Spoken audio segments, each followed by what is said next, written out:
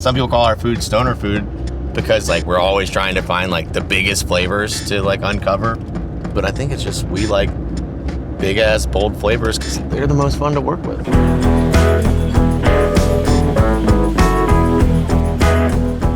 I got the ham sandwich and I got the wedge salad. Yo, ain't nothing like it. Yo, turkey and wolf.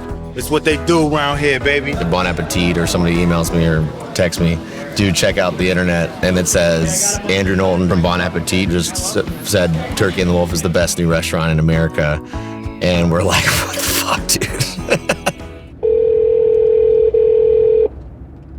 This is the coolest part about having a car that's not old. You get to talk through the speakers.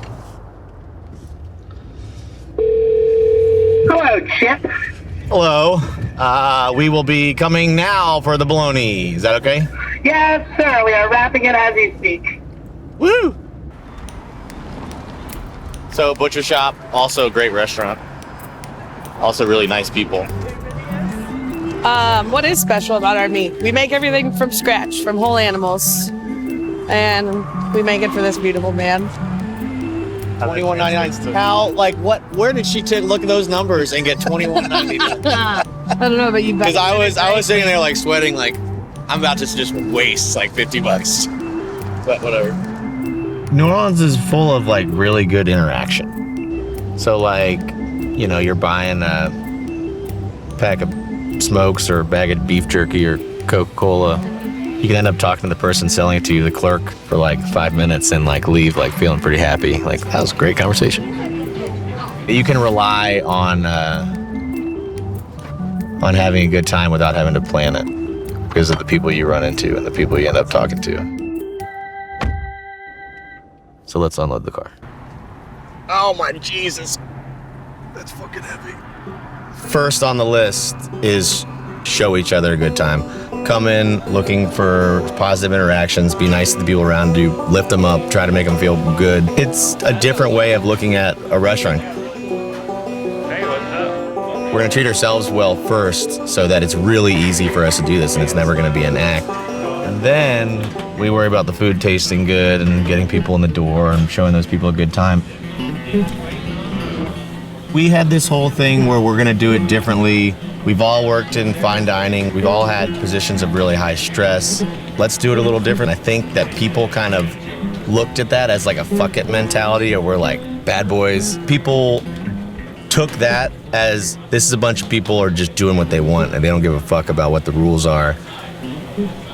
Sometimes the food we come up with is important to us because of its relation to our past and what we grew up eating, or like our first taste of something we loved, or the way someone in our family used to cook it or whatever. That's a lot of times a good starting point to like start creating a dish that will make it on the menu.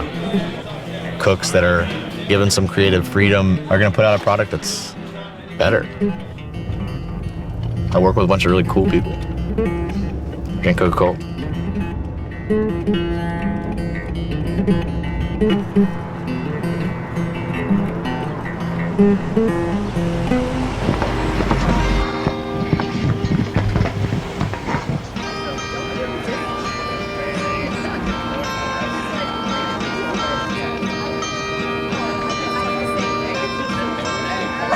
I guess it all comes down to the feeling you have when you leave that restaurant, the feeling you have when you're in the restaurant.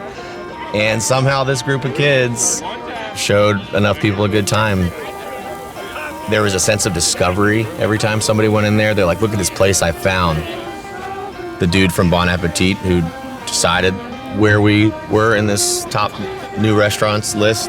And he goes, well, what if I told you there's like kind of one feeling I'm looking for, and if I leave that restaurant feeling particularly good and happy and fulfilled, what if I told you it's like all about the feeling you have when you leave the restaurant? And that's what I'm judging against, not about who's fancy or not fancy. And I was like, well, man, I think you're telling us that you really like the feeling you got when you left our restaurant. We're trying to have fun in here. We want to welcome you in, serve you some good food, and have a real conversation with you.